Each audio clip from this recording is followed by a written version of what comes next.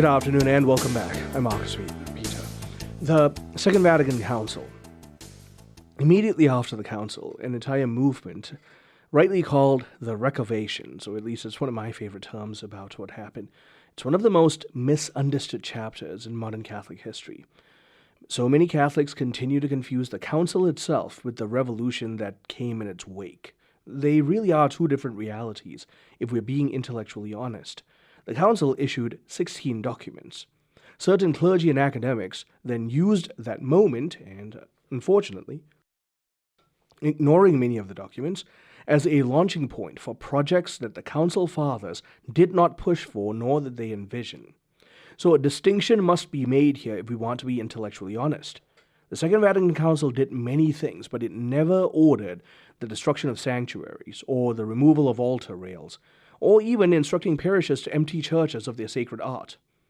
The Second Vatican Council never proposed a reduction of Catholic identity in the pursuit of a kind of religious ecumenism and diplomacy, and that's the heart of what I want to talk about today.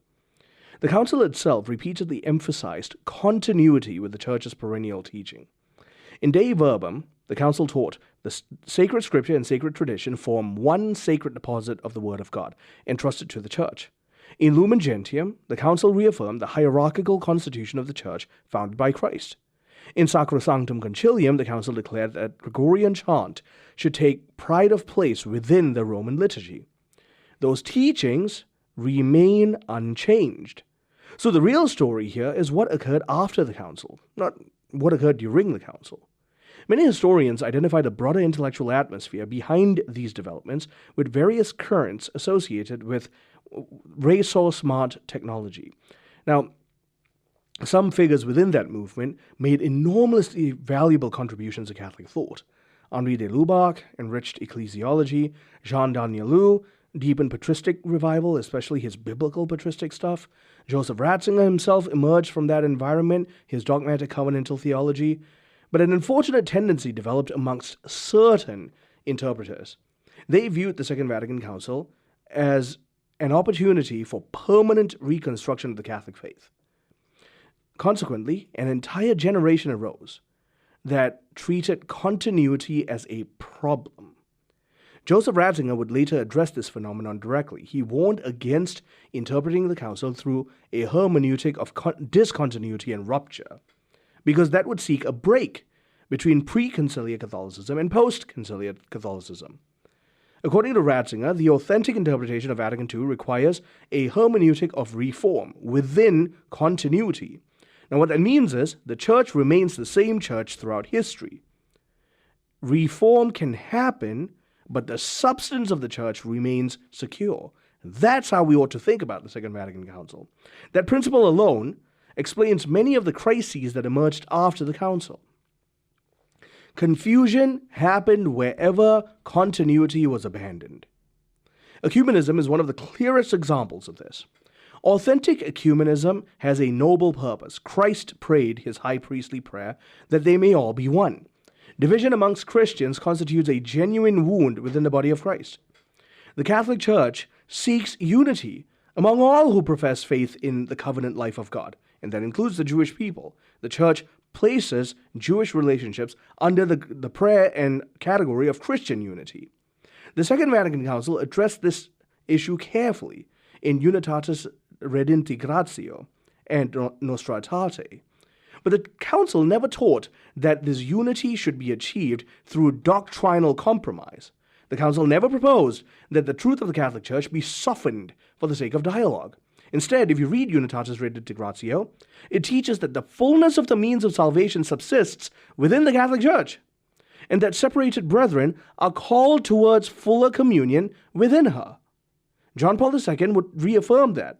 Ecumenical dialogue must always remain directed towards full visible unity in the Church founded by Christ, in his document Ut Unum Sint. That is genuine ecumenism. Authentic ecumenism seeks conversion to objective truth. Authentic ecumenism seeks communion grounded in truth. Authentic ecumenism seeks reunion around truth. The problem is a counterfeit version emerged during these parts of the post-conciliar eras. Doctrinal distinctions were minimized, catechesis was weakened. We saw a lot of spiritualist movements that said, well, flatten our differences, let's focus on the things that bind us together. And unfortunately, that kumbaya approach created an obvious problem. A church that loses confidence in her own claims loses confidence in proclaiming Christ for the salvation of souls. G.K. Chesterton observed, "The object of opening the mind is to shut it again on something solid." The problem is large portions of Catholics spent decades opening doors but forgot the destination, and that damage extended into things like architecture. For nearly 2,000 years, Catholic architecture directed souls across history toward transcendence. Churches taught theology through stone and stained glass and carving. Sanctuaries proclaimed the Eucharistic sacrifice. Tabernacles communicated God's own divine promise. Altars proclaimed Calvary made present. But after the council, many architects, and unfortunately many pastors, embraced theories derived from modernist assumptions concerning community participation, and this was borrowed directly from low church Protestantism, Protestant iconoclasm, if you're wondering what the terminology is. And so sanctuaries, Catholic sanctuaries, became circular gathering spaces. The altar became a communal table, not the place of sacrificial offering. Tabernacles were relocated away from the center of the church, and sacred imagery was painted over or diminished, or, woe betide us, covered over with red velvet. The result was predictable. Architecture teaches what the soul is already embracing. Ratzinger observed, church architecture should direct worshippers toward God, not toward ourselves. We don't celebrate the liturgy with the Lord our God to focus on ourselves and self-expression. And unfortunately, that same principle affected sacred imagery. The crucifix presents Christ crucified. The crucifix is the sign of our salvation. It is the sacrifice that saved us. The crucifix is our atonement, made in this case visible.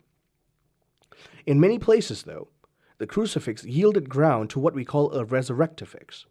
That imagery is true doctrine, don't get me wrong, Christ conquered the grave.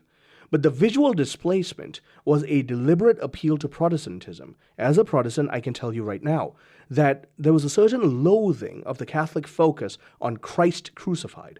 And yet, Catholics are the only denomination, if you want to use that term, that preach what Paul tells us to preach, Christ crucified, a message that's blasphemous to the Jews, a stumbling block to the Gentiles, but for those of us who believe is the power and wisdom of God, 1 Corinthians 1:23. That's why many Catholic ministries developed as a result of that since the Second Vatican Council. And so you'll get events and activities that shift the emphasis away from sacramental life. The programs have multiplied, activities have expanded, but the Eucharist and the Mass and the other sacraments, either secondary or sometimes non-existent in these activities. And that should give us reason for pause and consideration and concern, because all of these approaches were born out of these movements. The Catechism teaches that the Eucharist is the source and summit of the Christian life. And so everywhere that the Eucharist is replaced in the center, we are seeing a continuity with the very faith that Christ has given us. And everywhere the Eucharist is taken out of the center for any other purpose, even proclaiming Jesus Christ, we can easily surmise that we have deviated from the faith given by Christ. In fact, we have embraced a therapeutic gospel that gained influence across Christianity, especially in the 60s. Self-discovery, self-expression, emotional engagement, all of these replaced the hard gospel. Be warned of this cheap grace. Now, all of this I share with you because the way forward in ecumenism and living the faith rightly today involves reading the documents of the Second Vatican Council on our knees in prayer and honoring what the Holy Spirit has brought that truly is new and good, while honoring the substance of continuity that is the perennial reality of the soul of the Church that belongs to Christ Jesus alone. From there, bring souls to her embrace. Stay tuned, I'm Marcus Peter.